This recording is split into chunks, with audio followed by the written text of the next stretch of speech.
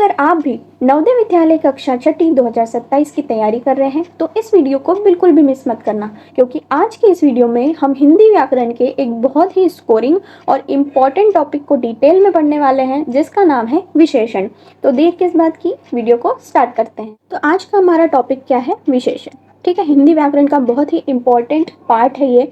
विशेषण को इंग्लिश में कहा जाता है एडजेक्टिव। क्या कहा जाता है? एडजेक्टिव।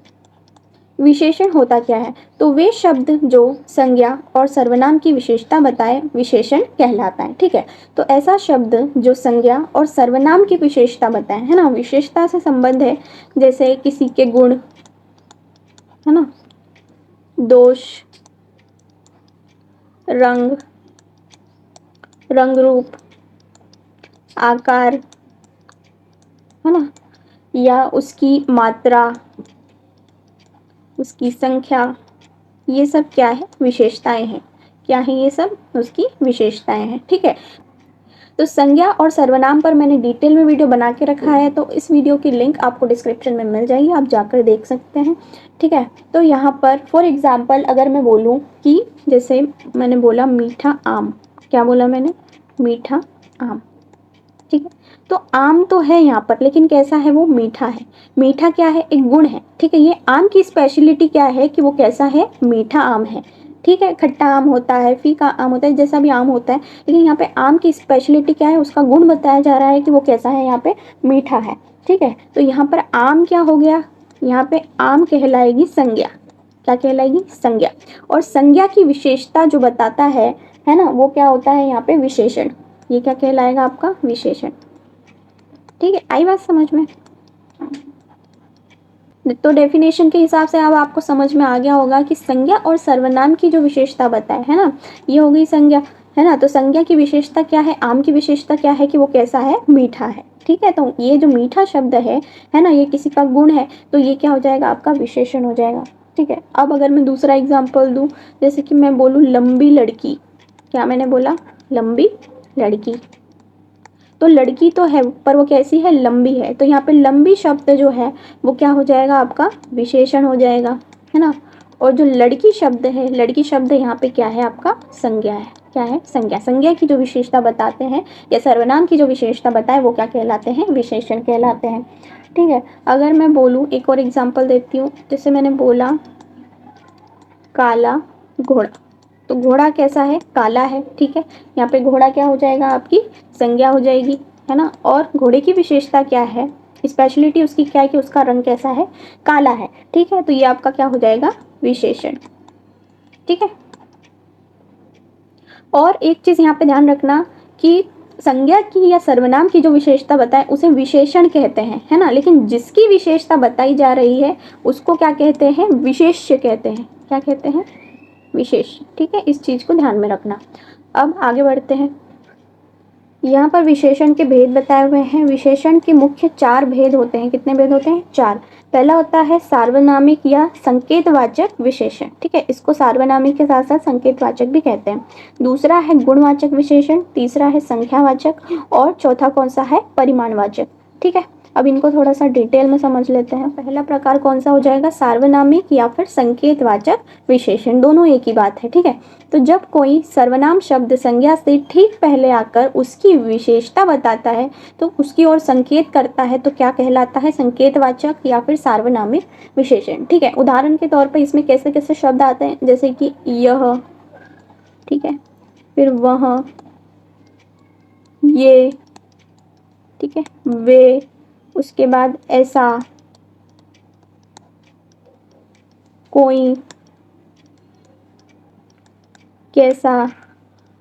ठीक है, ऐसे शब्द जो होते हैं वो सार्वनामिक या संकेतवाचक विशेषण होते हैं। ठीक है, ऐसे शब्द जो कि सर्वनाम शब्द होते हैं। ठीक है, सर्वनाम में मैंने इन सभी शब्दों को आपको पढ़ा के रखा है, तो आपको अगर वीडियो पूरा देखना है तो डिस्क्रिप्शन बॉक्स में लिंक मिल जाएगी। ठीक है, सर्वनाम शब्द संज्ञा से ठीक पहले आकर उसकी विशेषता बताता है या उसकी ओर संकेत करता है। ठीक है, विशेषता बताने के साथ साथ क्या करें? उसकी ओर संकेत करें, तो वो क्या होता है? संकेतवाचक विशेषण या सार्वनामिक विशेषण। ठीक है, फॉर एग्जाम्पल के तौर पे अगर मैं बोलूँ कि यह घर मेरा है। क्या बोला?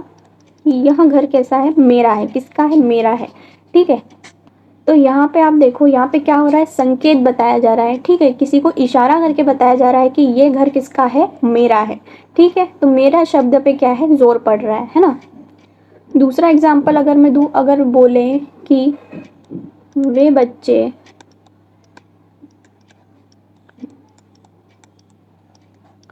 गार्डन में खेल रहे हैं,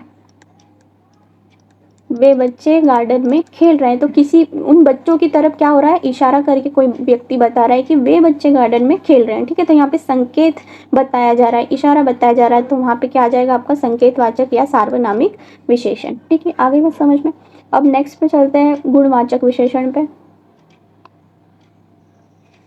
दूसरा प्रकार है गुणवाचक विशेषण, है ना। गुणवाचक नाम से ही आपको पता चल रहा है कि किसी के गुणों के अगर विशेषता बताई जाए, है ना, गुणों के बारे में बताया जाए, तो ऐसे वाक्य में क्या लगता है, गुणवाचक विशेषण।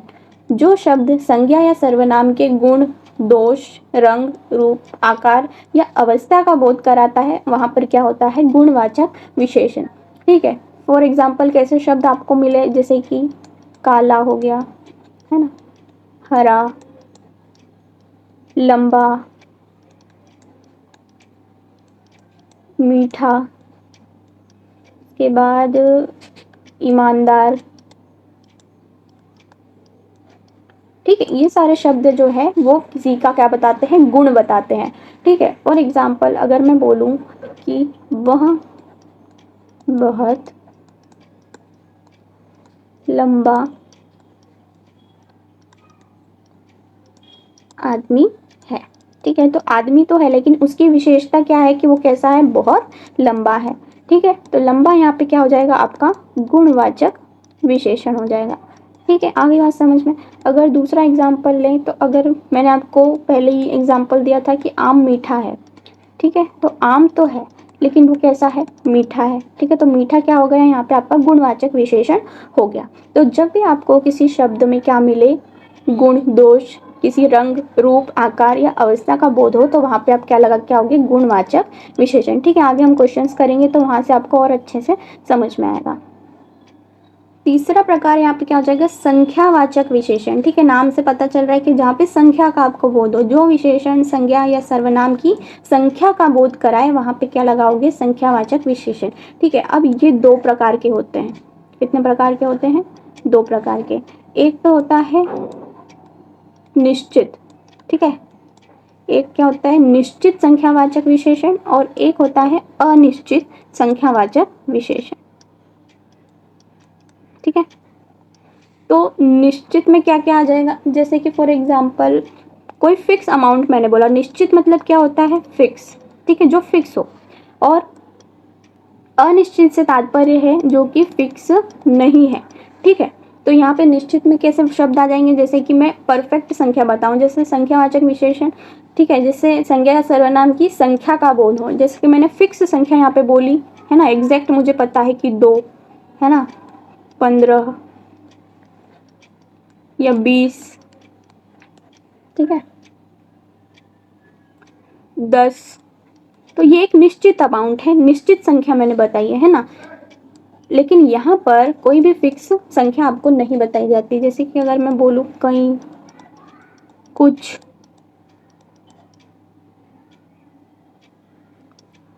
थोड़ा, है ना, तो ऐसे शब्द जहाँ पर यूज हो वहाँ पे आपको अनिश्चित संख्यावाचक विशेषण लगाना है। ठीक है, जैसे कि अगर इसका एग्जाम्पल मैं आपको बताऊँ निश्चित का, अगर मैं बोलूँ कि इस कक्षा में फिक्स अमाउंट मैंने बताया कि इस कक्षा में 10 बच्चे हैं। क्या है, 10 बच्चे हैं। तो यहाँ पर आपको पता चल रहा है कि बिल्कुल फिक्स है कि एक कक्षा है, तो उसमें कितने बच्चे हैं, 10 बच्चे हैं। कितने बच्चे हैं, 10 बच्चे। ठीक है, लेकिन अगर मैं एक वाक्य आपको बोलूँ कि इस कक्षा में कुछ बच्चे हैं, क्या है, इस कक्षा में कुछ बच्चे हैं। ठीक है, तो यहाँ पर आपको कुछ जो शब्द है इससे पता चल रहा है कि निश्चित नहीं है कि कितने बच्चे हैं। ठीक है, फिक्स नहीं है कि कितने बच्चे होंगे। कुछ मतलब कितने भी हो सकते हैं, 10 हो सकते हैं, 15 हो सकते हैं, 20 हो सकते हैं, है ना, मतलब उसकी कोई गिनती नहीं है। वो अनिश्चित है, लेकिन निश्चित में हमें फिक्स अमाउंट पता रहता है। ठीक है, तो ये हो गया संख्यावाचक विशेषण, जहाँ से आपको संख्या का बोध हो, है ना। इसके दो प्रकार है, निश्चित और एक है अनिश्चित, है ना। जो फिक्स हो, फिक्स अमाउंट आपको बताया जाए तो वहाँ पे निश्चित संख्यावाचक, और फिक्स अमाउंट नहीं पता हो, ऐसे शब्द दिखे कहीं, कुछ, थोड़ा, है ना, बहुत सा, ऐसे शब्द हो तो आपको क्या लगाना है, संख्यावाचक विशेषण।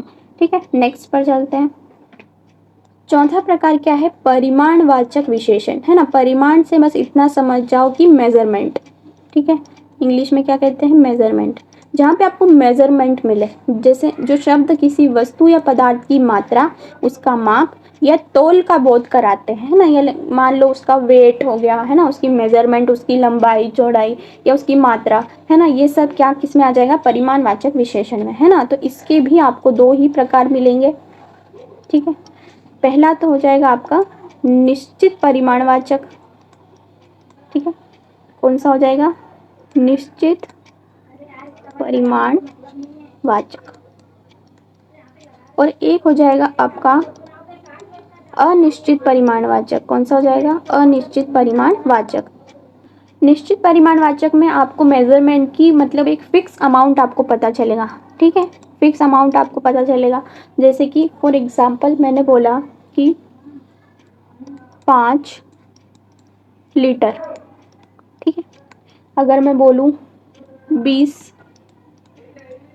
किलो। ठीक है, तो ये जो है, ठीक है, ये मेजरमेंट जो है ये कैसी है, बिल्कुल परफेक्ट है, एग्जैक्ट मेजरमेंट है, एग्जैक्ट परिमाण है, निश्चित है। तो इसीलिए ये किस में आ जाएगी, निश्चित परिमाण वाचक में। ठीक है, अब अनिश्चित में क्या हो जाएगा, कैसे शब्द आपको मिलेंगे, जैसे कि थोड़ा, है ना, कम, या जरा सा,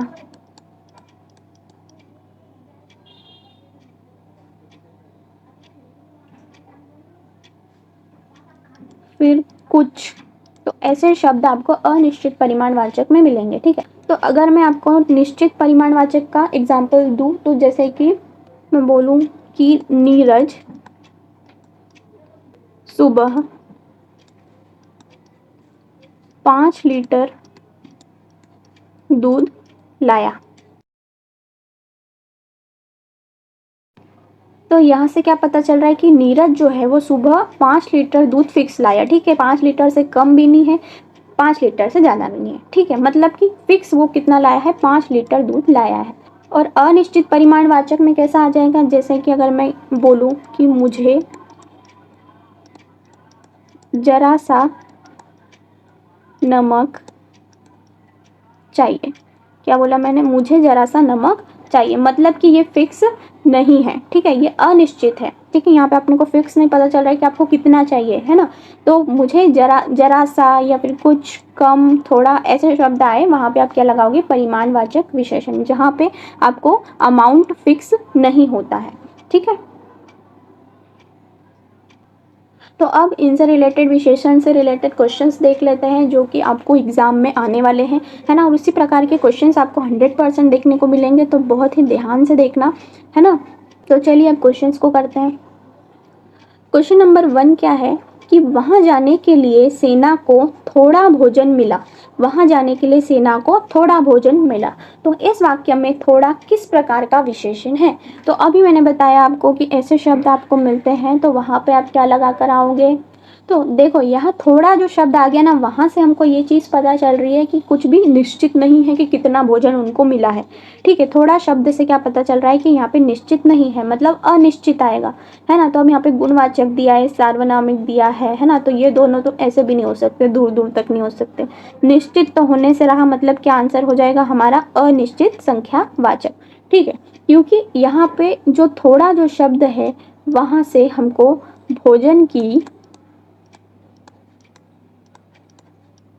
जो निश्चित मात्रा है, ठीक है, क्या है, निश्चित मात्रा है, वो हमें पता नहीं चल रही है, इसलिए हमने क्या लगाया, अनिश्चित संख्यावाचक।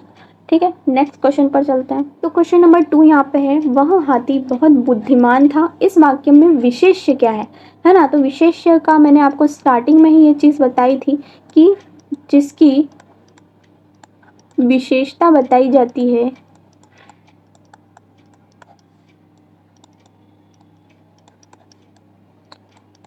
वो ही क्या कहलाता है, विशेष्य कहलाता है। जैसे फॉर एग्जाम्पल वह हाथी बहुत बुद्धिमान था, तो बुद्धिमान यहाँ पर क्या हो गया, किसी का गुण है ना, उस हाथी का गुण क्या है कि ये कैसा है, बुद्धिमान है। तो बुद्धिमान जो शब्द है वो कैसा हो जाएगा आपका, ये हो जाएगा आपका विशेषण, ठीक है। और जिसकी विशेषता बताई जा रही, किसकी बता रहे हैं, हाथी की, यानी कि हाथी यहाँ पे हमारा क्या हो जाएगा, विशेष्य हो जाएगा, ठीक है। तो यहाँ पर हाथी शब्द है ऑप्शन नंबर डी, तो ये हमारा विशेष्य हो जाएगा, ठीक है। नेक्स्ट पर चलते हैं। क्वेश्चन नंबर 3 है कि यह किताब मेरी है, वाक्य में कौन सा विशेषण है ना। यह किताब मेरी है, तो यहाँ पर संकेत हो रहा है किसकी तरफ, किताब की तरफ हो रहा है ना। तो यहाँ पर जब भी संकेत होता है तो क्या होता है, सार्वनामिक या फिर संकेतवाचक विशेषण, ठीक है। नेक्स्ट पर चलते हैं। क्वेश्चन नंबर 4 है, परिवार में 15 सदस्य हैं, वाक्य में कौन सा विशेषण है। तो अगर आपने वीडियो को बहुत ही ध्यान से देखा है, हर चीज़ समझ में आई है, तो आप कमेंट सेक्शन में इसका आंसर मुझे लिखकर आराम से बता दोगे। क्योंकि देखो हिंदी व्याकरण जो टॉपिक है ना, वो मैं आपको बता देती हूँ बहुत ही ज़्यादा स्कोरिंग सब्जेक्ट है, यहाँ से आप आपके मार्क्स बढ़वा सकते हो। इसीलिए हिंदी व्याकरण में से तो एक मार्क्स भी आपका एग्ज़ाम में गलत नहीं जाना चाहिए, है ना, तभी आपका जो सिलेक्शन है वो नवोदय में हो पाएगा, ठीक है। तो इसीलिए मैं बोल रही थी कि आपको मैं कमेंट में लिखने के लिए इसीलिए देती हूँ ताकि आपकी प्रैक्टिस भी हो जाए, है ना, ताकि एग्ज़ाम में अगर आए तो आप फटाफट कर दो, है ना। तो आज के लिए बस इतना ही। उम्मीद है कि विशेषण आपका अच्छे से क्लियर हो गया होगा। अगर कुछ डाउट होता है तो आप कमेंट सेक्शन में पूछ सकते हो। और नेक्स्ट वीडियो में हम क्या पढ़ेंगे, क्रिया पढ़ेंगे। क्या पढ़ेंगे, क्रिया। क्रिया मतलब वर्ब, ठीक है। तो नेक्स्ट वीडियो में हम क्रिया को यानी वर्ब को बहुत ही डिटेल में पढ़ने वाले हैं। और विशेषण के अलावा भी संज्ञा और सर्वनाम को भी मैं डिटेल में पढ़ा चुकी हूँ। अगर आपको वीडियो देखना है तो डिस्क्रिप्शन बॉक्स में आपको लिंक मिल जाएगी। और ऐसे और वीडियोज़ के लिए सब्सक्राइब ज़रूर करें। तो मिलते हैं नेक्स्ट वीडियो में।